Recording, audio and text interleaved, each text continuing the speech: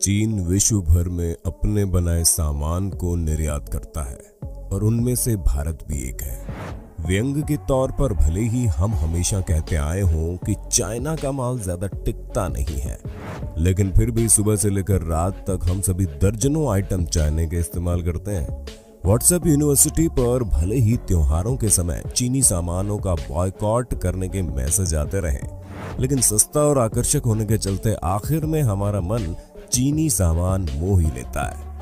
लेकिन चीन में कैसे कैसे नकली सामान बनते हैं ये आपको पता चलेगा तो सर पकड़ लोगे। तो चलिए आज हम आपको कुछ ऐसे नकली चीनी खाने के सामानों के बारे में आपको बताएंगे। अगर आप ड्रिंक करने के शौकीन हैं और चीन में रहकर अपने इसी शौक को पूरा करना चाहते हैं, या फिर चीन से भारत में इंपोर्ट हुई ड्रिंक पीते हैं, तो थोड़ा सावधान हो जाइए, क्योंकि हो सकता है आपने जिस चीज के लिए पैसे दिए हो वो आपको चीज मिले ही नहीं। चीन में आजकल नकली शराब की बिक्री में बहुत बढ़ोतरी देखने को मिली है। एक रिपोर्ट के अनुसार चीन में हर घंटे करीब 40,000 बोतल नकली शराब बेची जाती है। चीन में नकली शराब का कारोबार जबरदस्त फल फूल रहा है। इसे कई तरह से बनाया जाता है, कई बार तो सिर्फ पानी भरकर ही दे देते हैं। जैसे इस वीडियो में आप देखेंगे कि कलर मिलाकर कैसे शराब का रंग दिया जा रहा है। बियर के नाम पर सिर्फ आपको पानी भरी बोतल या कैन भी मिल सकती है। हो सकता है वो पानी साफ ही ना हो। महंगी से महंगी ब्रांडेड शराब की बोतल, ढक्कन और लेबल इनके पास मिल जाएंगे। घर में ही लगी मशीनरी से लेबल चिपका दिए जाते हैं और ढक्कन तो सिर्फ थपकी मारकर या जुगाड़ से बैठा दिए जाते हैं। शराब की बोतल इन्हें दुकानों से या सप्लायर से मिल जाती है। इस वीडियो में देखिए कैसे कितने गंदे तरीके से पता नहीं किस लिक्विड से खाली बियर के कैन भरे जा रहे हैं और मशीन से सील भी किया जा रहा है। इस वीडियो में आप देखेंगे कि ये गिरफ्तार किया हुआ चीनी हथकड़ी पहने पुलिस को बता रहा है कि कैसे नकली शराब की बोतल तैयार करते हैं। पैसे के लालच ने इन्हें अंधा कर दिया है। सरकार भी इससे परेशान है। सरकार ने हाल ही में यहाँ 2149 करोड़ की नकली शराब पकड़ी थी। झींगा दुनिया भर में बड़े चाव से खाया जाता है और चीन में भी इसकी काफी मांग है। इसी का फायदा उठाकर कुछ चीनी लोग झींगा यानी श्रिम्प की बॉडी के अंदर जिलेटिन इंजेक्ट कर देते हैं, जो दिखने में बिल्कुल श्रिम्प के अंदर की मसल्स जैसा लगता है। इंजेक्टेड जिलेटिन से श्रिम्प हेल्दी और मोटा ताजा दिखने लगता है और ग्राहक की पहली पसंद बन जाता है। जिलेटिन भरा होने से इसका वजन भी बढ़ जाता है, यानी कि ज्यादा पैसे। इसके अलावा श्रिम्प जो सड़ने लगते हैं उसके अंदर का हिस्सा निकालकर भी जिलेटिन भर दिया जाता है और ग्लू लगाकर बॉडी को हेड से जोड़ दिया जाता है। चीनी न्यूज़पेपर के मुताबिक ये मिक्सचर कोलेजन, जानवरों के स्किन और हड्डियों या शुगर जैसी आइटम से बनाई जाती है। वहीं एक झींगा बेचने वाला इस मामले में खुद को सही ठहराता है कि सभी सेलर्स यही कर रहे हैं। हालांकि अभी भी चीन में जेल इंजेक्टेड झींगा की बिक्री कम नहीं हुई है। ये वीडियो जो आप देख रहे हैं वो 1 साल पहले जमकर वायरल हुई थी, जिसमें बताया जा रहा था कि देखिए कैसे चीन में नकली बीफ बनाया जा रहा है। लेकिन हम आपको बता दें, नकली बीफ नहीं बल्कि सिलिकॉन रबर है, जिसे कई प्रोसेस से गुजारने के बाद शीट व अन्य सामान बनाया जाता है। अब इस वीडियो को देखिए।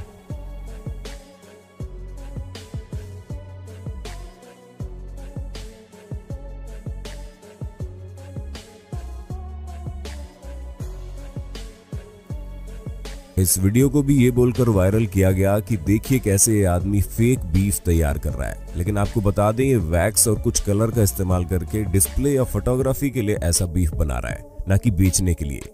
लेकिन ये दोनों वीडियो गलत निकली तो आप ये मत समझिएगा कि चीन में नकली मांस नहीं मिलता। चीन में चिकन बोलकर कोई चूहे का कबाब खिला दे तो कोई बड़ी बात नहीं है। अरे बड़ा कमजोर लेग पीस है, इस मुर्गी को पोलियो हो गया था क्या? क्योंकि वहाँ के स्ट्रीट फूड में मिलने वाले नॉनवेज में अधिकतर चूहे का मांस उपयोग किया जाता है।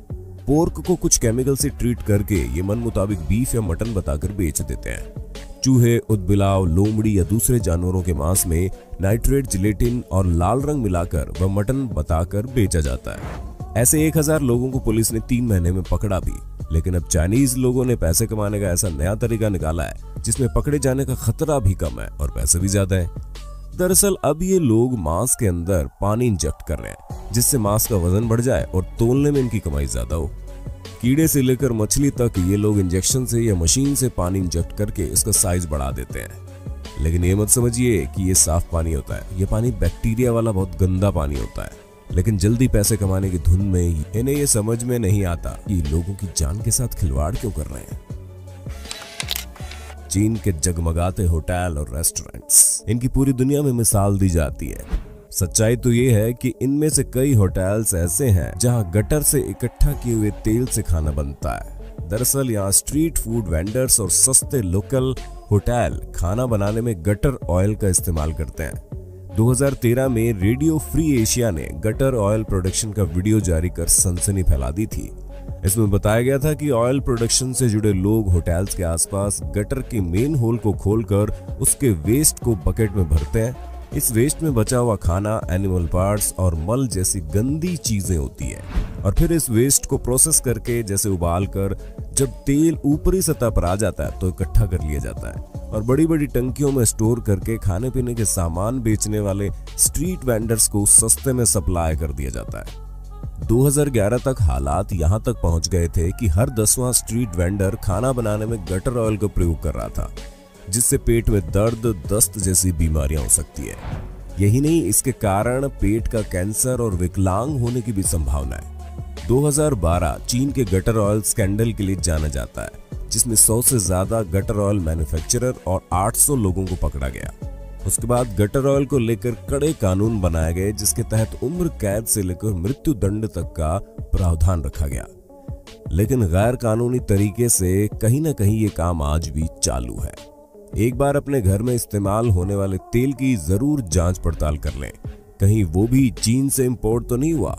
हमारे देश में गटर से निकले तेल से खाना भले ही ना बनाया जाता हो, मगर स्ट्रीट फूड वेंडर्स जिस तरह के खाद्य अवयवों का प्रयोग करते हैं वो जग जाहिर है। स्ट्रीट फूड वेंडर्स को ही क्यों दोष देना, कमोबेश यही हाल अच्छे अच्छे होटल्स का भी है। तो सेहत के लिए सबसे बेहतर है घर पर पका खाना, और वो भी माँ के हाथ का बना खाना हो। तो क्या कहना, सहमत है तो कमेंट में बताना जरूर। हमारी सेहत के लिए अखरोट बहुत फायदेमंद है। चीन में लोग अखरोट को खाने के साथ साथ इसका इस्तेमाल थेरेपी के लिए भी करते हैं, जिसमें अखरोट को हाथों और पैरों के नीचे रखकर इसे रोल करते हैं ताकि ब्लड सर्कुलेशन बूस्ट हो सके।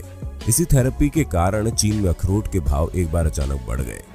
इससे कुछ लोगों को पैसा कमाने का नया आइडिया आया। उन्होंने अखरोट को बारीकी से खोलकर इसमें सीमेंट, पत्थर और पेपर से भरना शुरू कर दिया, जिसके बाद इसे बारीकी से ग्लू से चिपका दिया जाता। इस मिलावट से इनका वजन भी बढ़ जाता, जिससे बेचने पर ज्यादा मुनाफा होता। यही कारण है कि नकली अखरोटों का बिजनेस चीन में पकड़ मजबूत कर रहा है। एक तो करेला, दूजे नीम चढ़ा। ऐसे अखरोट बैटिंग प्रैक्टिस के लिए ही अच्छे हैं। अब इस वीडियो को देखिए, ये आदमी कैसे ऑरेंज कोल्ड ड्रिंक को ग्लास में डालकर उसमें टिश्यू पेपर डालकर उसे हिला रहा है। थोड़ी देर बाद लगातार हिलाने से पूरा कलर और केमिकल टिश्यू पेपर सोख लेता है और ग्लास में केवल पानी बचता है। वैसे हमने इस वीडियो की प्रामाणिकता जांचने की कोशिश की, लेकिन हमें इसके बारे में ज्यादा जानकारी नहीं मिली। लेकिन जैसा हम चाइनीज प्रोडक्ट्स का हाल देख रहे हैं, उस हिसाब से अगर ये सही भी है तो इसमें आश्चर्य की बात नहीं होगी। अब मुर्गी का क्या काम जब अंडे लैब में बनने लगे। चाइना में नकली अंडे बनाने के लिए alginic acid, potassium alum, gelatin, calcium chloride, पानी और नकली रंगों का उपयोग किया जाता है। बाहर की परत कैल्शियम कार्बोनेट से बनाई जाती है।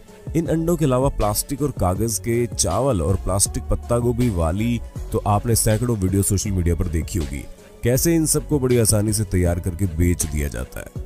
इसलिए इस बारे में हम आपको डिटेल से नहीं बताते हुए आगे बढ़ते हैं। चाइना के कानून के मुताबिक अगर नकली खाना खाने से किसी की मृत्यु नहीं होती, तब तक उस कंपनी या विक्रेता की छानबीन नहीं होती। इसलिए कुछ लोग काली मिर्च में मिट्टी मिलाकर उसे बेच देते हैं। इससे इंसान की मृत्यु तो नहीं होगी, लेकिन तरह तरह के पेट के इन्फेक्शन जरूर हो जाएंगे। यांगचेंग के केकड़े चीन के सबसे महंगे केकड़े हैं, जिन्हें बड़े चाव से खाया जाता है। इन्हें यांगचेंग लेक से पकड़ा जाता है। कुछ दुकानदार यांगचेंग लेक से पानी लेकर नॉर्मल केकड़ों को कुछ घंटों तक उसमें डुबो कर रखते हैं, ताकि वो यांगचेंग केकड़े जैसे दिखने लगे।